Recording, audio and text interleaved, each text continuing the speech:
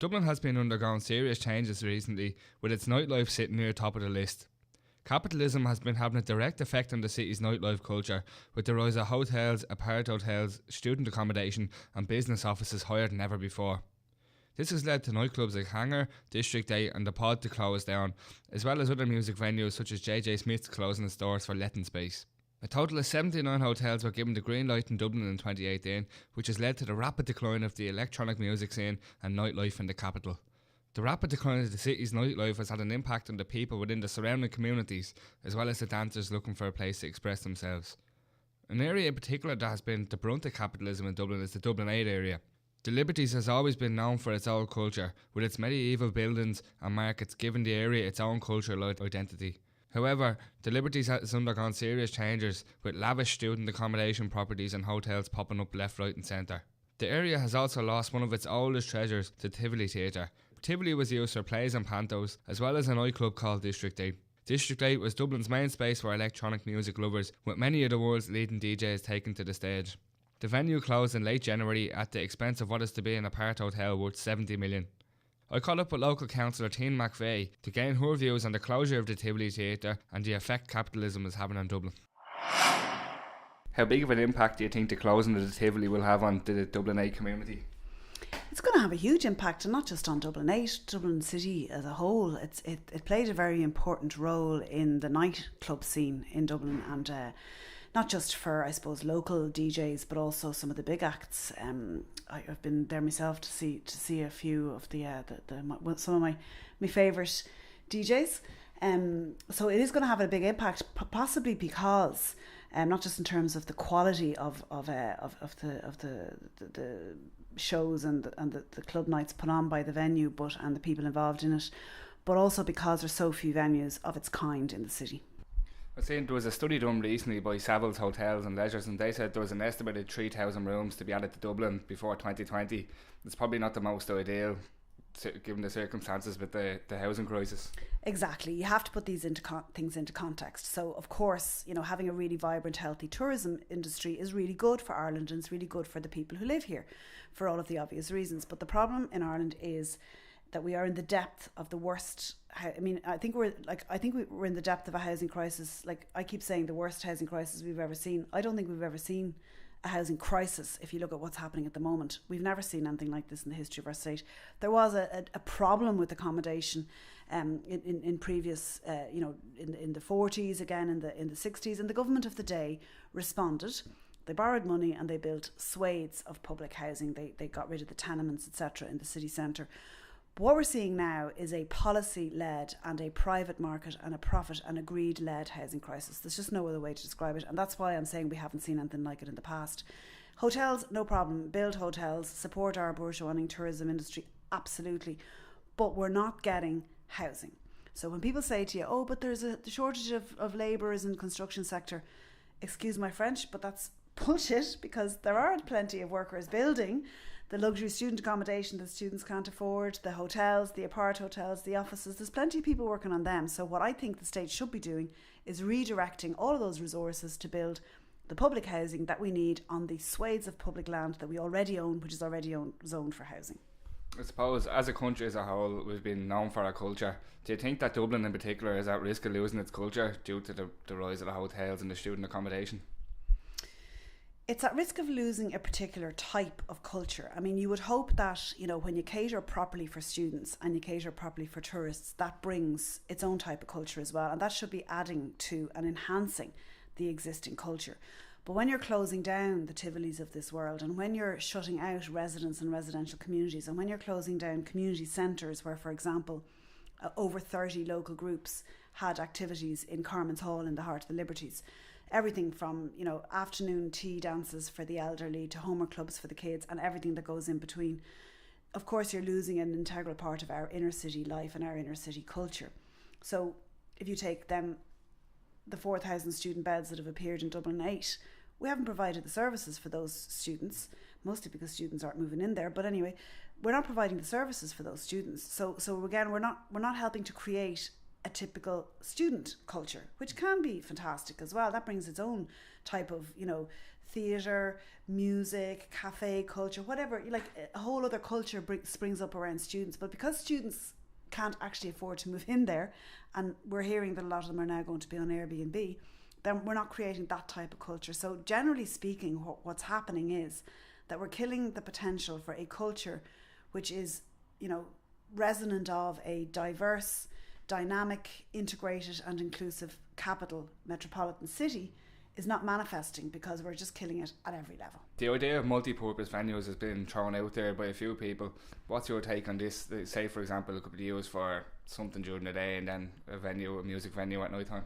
I think that's a fantastic idea, and it makes really good sense because it means that, if we're investing in good quality venues, that they should be available to as many people as possible. I mean, back to the Vicar Street example, the lads who run the Liberties Festival were telling me the other day that they asked Vicar Street, they made an approach to them to say, we're having a festival, blah, blah, blah, lots of volunteers, etc., etc. Could we use the Vicar Street venue? €5,000 they wanted for like a community festival, which is absolutely outrageous. So yes, if you had a really nice civic theatre that could be used for all sorts of things, day, evening, night, and should be used for all sorts of things. I mean, I know schools, for example, are now starting to rent out their community, their halls to community in the evenings because they need to raise a few bob. But at the same time, why not? Why not have, why not view the school as integral part of the community, and that it is a campus that's made available. So, you make more revenue, you can maintain it better, it enhances community life and places for people to gather, then, uses that we might not even have envisaged might come out of the woodwork. So the more integrated and included we are as a community with all parts of our community, that includes the music industry, the tourists, the students, the people working, the people living, the businesses, everybody together is the way forward. There's no doubt Dublin's nightlife is definitely suffering due to the rise in capitalism throughout the city. The Give Us the Night campaign has been trying to improve all aspects of Irish nightlife in recent years, and have recently stepped it up this year, seeing as nightlife and the electronic music scene looks to be close to hitting an all-time low. The campaign is looking to revamp our nightlife and refine our licensing laws. I caught up with Irish DJ and one of the founders of the Give Us the Night campaign, Sunil Sharp. You're involved with the Give Us the Night campaign. Could you tell us a bit about that? The Give Us the Night started actually in the mid-2000s originally, and at that time we were reacting to something that was developments that was taking place at the time where the guards didn't want to police the Dublin streets after 1:30 a.m. Now, I think a lot of that was to do with a lack of resources. They traditionally, and it's not only in Ireland but particularly so in Ireland, we've been our guards have been there hasn't been enough resources, there haven't been enough of them on the beat at night. And I think at the time that was a little bit of a standoff that was probably going on between the guards and the department. So they decided they were going to down tools. They said that we're not working after 1:30 and we're not going to police the streets. So we set up an online petition. Well, I set up an online petition, and we kind of, myself and some others, met up, had a meeting that day or the next day or whatever it was, and it was then that because we became a group. Then we decided, right, well, this petition's getting a bit of traction. We weren't. The majority of the people that were giving us their feedback were saying our licensing laws and ours, they don't go nearly far enough actually. So rather than be talking about 1:30, let's talk about extending the hours actually. So that gave us the basis of a campaign, and that particular week the guards actually backed down in court when the nightclub association at the time went to court. Basically, they weren't having it, in short. So that didn't ever happen, which was good, and our campaign was effective that time. But for the next amount of years, we tried to do something similar to what we're doing now, but it was different times, different politicians, not as many knowledgeable people out there on these matters as well. Well, there were, but there weren't. Certainly, politicians were very how would you put it? They weren't very receptive to a lot of this stuff. And the journalists didn't seem to know a lot about it either.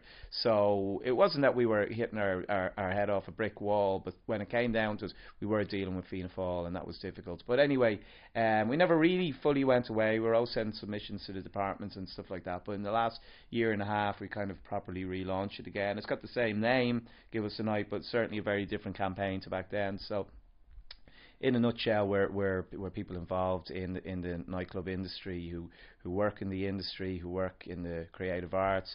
It's particularly people who are involved on a creative level, and who want to see creative changes made to nightlife in a positive way. Obviously, licensing is one side of it, but certainly giving venues the flexibility that they need to allow creative people to gain more work.